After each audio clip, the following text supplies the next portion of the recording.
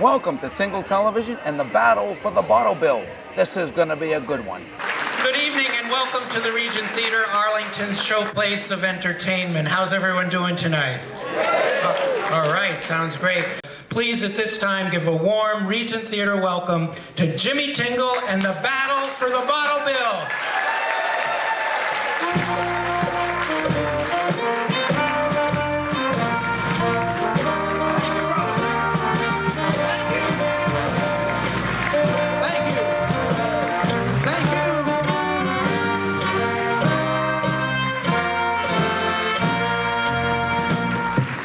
Thank you so much, everybody, for coming out tonight. How about it for our band, ladies and gentlemen? Pornography. Welcome to Tingle Television. My name is Jimmy Tingle. I will be your host this evening. And let me just give you a little background on Tingle Television. What we're trying to do is we want to use entertainment for purposes beyond entertainment. We want to use entertainment to raise the spirits, hopes, funds, aspirations, or calls to action, ladies and gentlemen, and social change. That's what we want to do. That's what we want to do. I first got introduced to the bottle bill in the late 70s. I was in college, and I was sitting around the dorm room with a bunch of my friends, and none of us had any money, but we were surrounded by empty beer cans. And it dawned on us, you know, if we got a nickel for every empty beer can, we could get more beer. A lot of people at the university thought we were potential alcoholics. I tried to explain to them, we're budding environmentalists. Of course, then the industry opposed it back then. The industry opposed it in the late 70s. They opposed it in the 80s. They have always opposed it. It's working wonderfully here in Massachusetts. It's working wonderfully around the country. And one of their arguments was that they put a nickel deposit on a bottle of water or even a can of beer, it would reduce consumption. If that were true, if you could add a nickel to reduce consumption, you could cure alcoholism by adding a nickel to the price of whiskey. $5.05 for a half pint. That's it, I'm done. I've hit my bottom, call the Betty Ford. And personally, I quit drinking 25 years ago, and that's when I started drinking a lot of bottled water, or water in general. And just recently, when this whole thing was back in the news, I looked around, I looked at my trash bins, and I saw all these empty bottles of water. I said, you know, if I got a nickel for every one of these Poland Spring bottles, I could upgrade maybe to Perrier. And I love the Poland Spring, I have to tell you, I love the Poland Spring water. You know, when I was at 60 Minutes a few seasons ago, I was at 60 Minutes, I was doing Andy Rooney commentaries at 60 Minutes, and I noticed that on the Poland Spring water, it said, Poland Springs from deep in the woods of Maine. And my first reaction was, yeah, right. I picture some kid, Eddie Poland, from Portland, Maine, down the cellar with a garden hose, filling these things up. Yeah, we'll bring you down to Whole Foods. They love this stuff. So my boss said to me, Jimmy, bring a camera crew up to Maine and go see if there really is a Poland Springs deep in the woods of Maine. And there is a Poland Spring, and it is deep in the woods. Well, it's near a gas station, but it's in Maine. But I started to pay attention to a lot of the bottled waters, and I noticed a lot of them. Could I borrow that water for a second, sir? Could I borrow that? Yeah. Am I going to get it back? You'll get it back. And I'll even give you a nickel. Thank you very much. Thank you. I noticed a lot of them actually have ingredients charts on the water. I'm not kidding. Have you noticed the ingredients charts on the bottled water? No fat. No sugar. No carbohydrates. No kidding. Are you telling us that you've discovered water without sugar, fat, or carbohydrates? That's worth $3. Because if it had sugar, fat, and carbohydrates, it would be beer. Then it would only cost $2. Unless you're here, $4. But I paid attention to a lot of these bottled waters, you know? And for example, there's polar beverages, right? There's a picture of a polar bear on the label, okay? And it's kind of, that's a very ironic statement right there. A polar bear on a plastic bottle of water. You got this endangered species on a container that will last forever.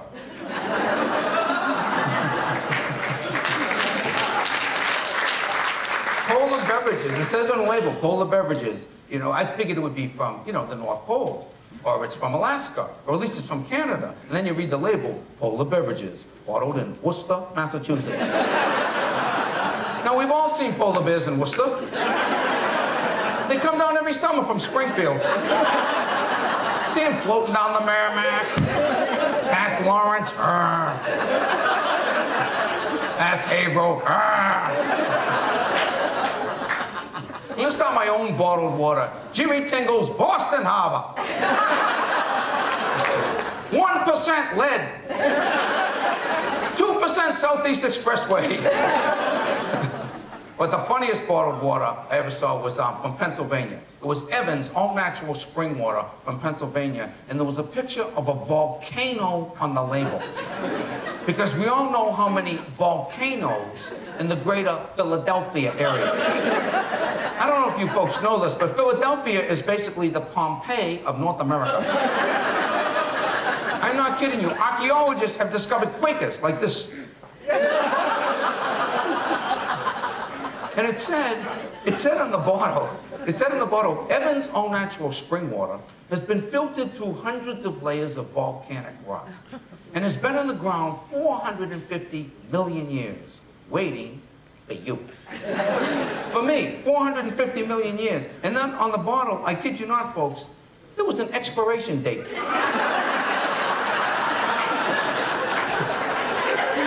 And I'm saying, if it's been on the ground 450 million years, why is it gonna go bad in June? Thank you, sir. I appreciate that. Thank you very much. Thank you. Welcome everybody to Tingle Television. More than entertainment, raising spirits, funds, and awareness for social change and action. Don't go anywhere. We'll be right back. Our first panelist tonight, ladies and gentlemen, she is the executive director of MassPIRG, a statewide nonpartisan organization which stands up to powerful special interests through research, organizing, lobbying. She is first started at MassPIRG in 1980 when she was only 7 years old. Ladies and gentlemen, please welcome the lovely and talented Janet Dominiques.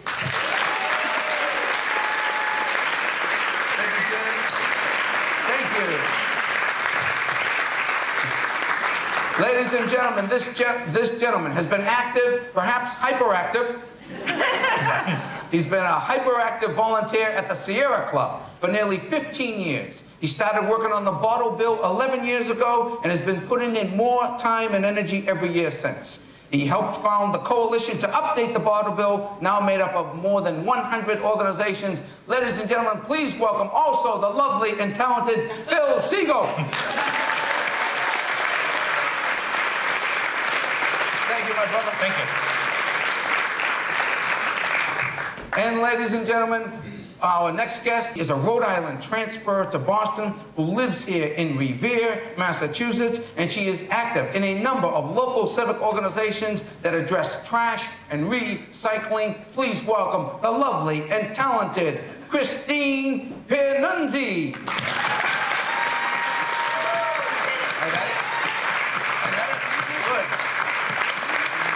Folks, so what we want to discuss is the bottle bill and where is this bill right now? Because like I said, I started working on it in 77. That was the first time I ever did any kind of public speaking. I was going to these rallies and things and getting people psyched up because I thought it made a lot of sense from just a recycling point of view, but also you get a nickel for something. How often do you bring something back to a store and get a nickel? So I was pumped up for it. I was thrilled that it passed. I think it passed in '83, right?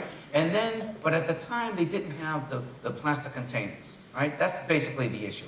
The water bottles and things like that. And so when those started coming into the market, people started to take action. Your organization started to take action. So Janet, what did you guys start doing and when did you start doing it? Well, so I would say about 10 years ago, we filed a bill. We thought it was a no-brainer because a lot of the beverages that people drink now, like water and Gatorade and Peach Diet, Snapple iced tea, what have you, they just weren't on the market when we passed the bill originally in the early 80s.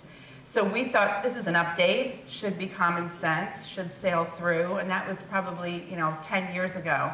And for the last 6 years, we've been fighting very ambitiously, but the same special interests that you mentioned earlier, they've been blocking the way.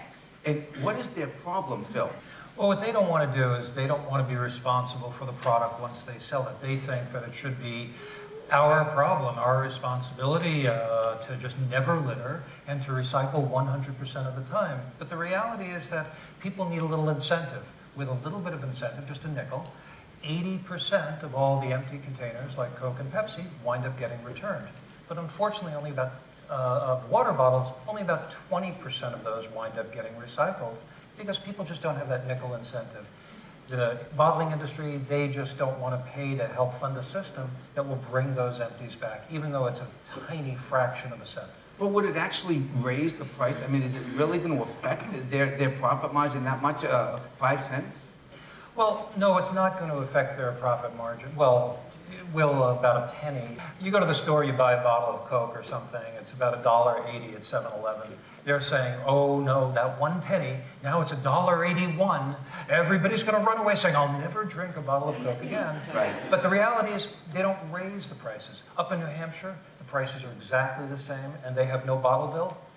Across the country, no matter where you go, the prices are the same. They don't charge more in bottle bill states. It's not going to change consumer prices at all. Right. So it's just they're philosophically opposed to it, or they have their own reason for being opposed to it.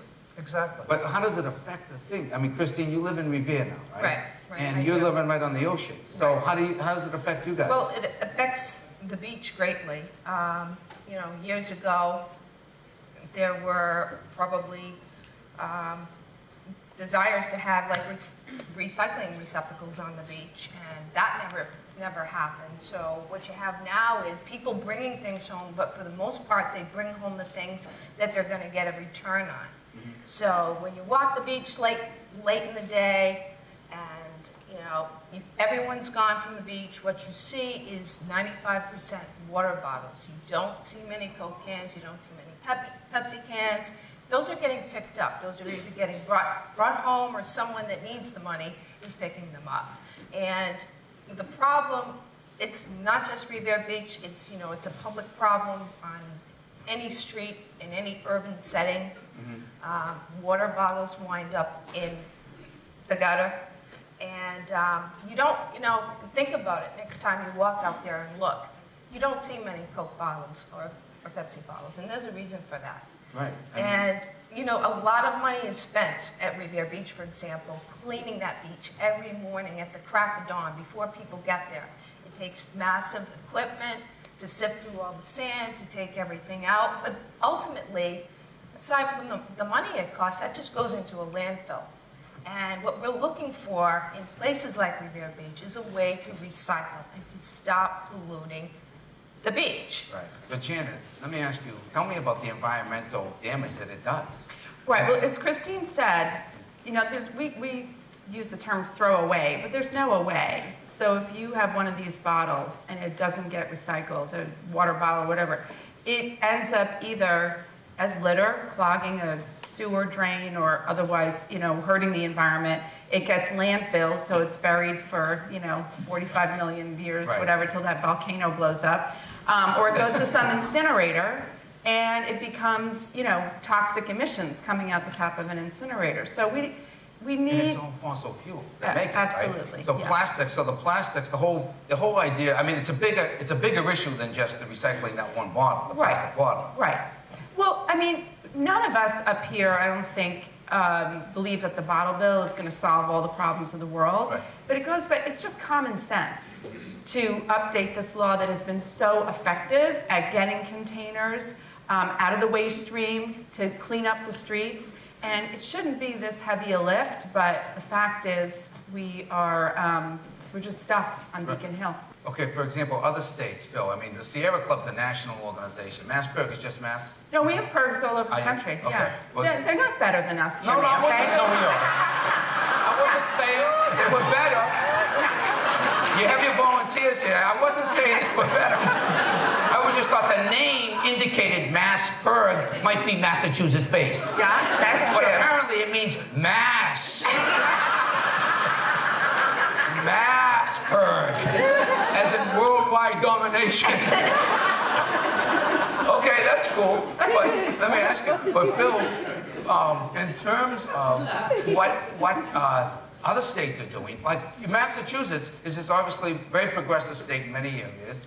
Why is it so difficult in Massachusetts? Our legislature has not been moving on this. They're holding back progress if you look at other states, and you started naming them. California, Michigan, Maine, Connecticut, New York, and other states are moving forward. Hawaii just enacted a bottle bill about 6 or 7 years ago that covered absolutely everything. We're just a little slow. And it used to be when you talk to a legislator, they would say, well, we really don't want to do it until New York and Maine and Connecticut do it. Now we said, well, New York, Connecticut, and Maine just expanded their bottle bill. How about ours? And they say, no, we really don't want to do it because, well, wait a minute, I'll think of a good reason. I'll get back to you. The industry is saying there's other simpler ways to recycle, more cost, according to them, more cost effective. I think does anybody know exactly what their arguments are? Do you know what their arguments are, Jim? Well, the people that I've debated say, as Phil said, it's almost like, you know, pick your fallacy. You know, I'll debate one guy, he'll say, it's a tax, it's not a time for new taxes. And I say, if you don't know the difference between a tax and a deposit, you need to go and take out the dictionary that, you know, they use in middle school, because those are two different things. They'll say consumer prices are going to go up. And meanwhile, there's been a study done, as Phil mentioned, no difference in prices for these containers of these beverages between New Hampshire, which doesn't have a bottle bill, and here. So that's not true. I mean, I think, you know, we've all been involved fighting for issues where the big special interests that have unlimited budgets to advertise and talk about how, you know, Coke, it goes along with making friends and skipping down the street. You know, this is what we're up against. I mean, we're up against the big guns. You know, Coke, Pepsi, Ocean Spray. These are the people who send their lobbyists. Yeah. And But doesn't it seem, it always seems to me, I don't understand why it's such a small amount and it's not going to hurt their profits. They could have the exact opposite effect if they embraced it. And especially with climate change and all these issues that are out there, and the cost of oil and all the oil that goes into making these things, if they embraced it and said, you know what, Coke is going green, or Pepsi's going green, and you know, why don't they ever think like this? Maybe they'll see this show. yeah, And we can lead them to a better place. You don't sound impressed, okay. But I want to make sure people know, we have tremendous small business support. So organizers have gone up and down, you know, main streets of many different towns around the state, and you get sign-ons right away. We have, I think, over 400 small businesses that are signed on as endorsers. So I just think that's an important thing to point out. And if I'm not mistaken, and I know you know this, Christine, because in Revere, I think there's 200 municipalities, cities and towns in the state. 208 that have 208 signed on. have signed on to this. So there's public support for it. Huge, yeah. There's huge public support for it. And still, there's still resistance in the legislature. And we're going to get to that with our next panel as well. But Christine, what do you do to take on the institutions? Just to answer that gentleman's question, it really helps if you work for a place and you use that. I mean, years ago I worked at one of the major hospitals in Boston. That was before they recycled paper. And I started just talking to people, you know, chiefs of staff, board of director people, and I said, don't you think we should recycle? Or, you know, I mean, this is crazy. I mean, this is a long time ago, but this is, and then I got a team of people together, we started talking about it, and we actually got something off the ground before paper recycling was commonplace. So in answer to the question, sometimes as an employee, that's a great way to start a company thinking about the need to recycle whatever the product is. And by the way, was it embraced when you started to bring it up, or was there resistance by the management? No, there was some resistance, but You persevered. we persevered. She's tough. Revere, ladies and gentlemen. Oh, God. By way of Rhode Island. Yeah. Okay? Don't forget You Rhode got a Island. problem? Yes, sir. Name and question, please. Hi, my name's Travis. I'm from Quincy. I'm a Veterans Outreach Coordinator in Boston. Last year at the legislative session, the bottle bill was still in committee, and I forget the politician's name who heads the committee, but his statement to the media as to why he would not allow it to go to a vote out of committee was that it needed more study. Oh, my Lord. And in light of the fact that there were a number of professional studies, university studies, and other studies that showed that the economic impact would be minimal on the industry, that's the first question: is why is he saying this? Is he just getting huge donations from the industry, etc.? Don't let my teenagers hear me say this, but no more studying is needed. I mean, the bill's been pending for, over a decade. That is what we call kicking the can. And I'm like, look at that, kicking the can, the bottle bill, that's a good one. That's good, Jim. Anyway, don't 16 take that years. answer, don't take it, it's ridiculous. World War II took 4 years. The Big Dig was done in 12. But the studying thing, have they ever heard of Evelyn Wood? Now, you guys have. You know what, Phil? I mean, it kind of goes back to a little bit what I was saying. Why don't these companies be innovative and realize that there's a need for this and there's a desire on the part of the public and they can make more money, and it's an innovative way to increase their business. I agree. I think that all supermarkets should just open their doors right now and say, we will take any beverage bottle back and we'll give you back a nickel. People would flock to that chain of supermarket and they would wind up capturing a huge market share. But maybe we should turn the Regent into a recycling center to finance my huge salary. Yes, sir. I'm from the North End in Boston. Welcome. And I'm a diver. And Really? I dive Gloucester, Revere, and everything. If you went down the bottom of the ocean, you'd be surprised at all the bottles and garbage that's down here.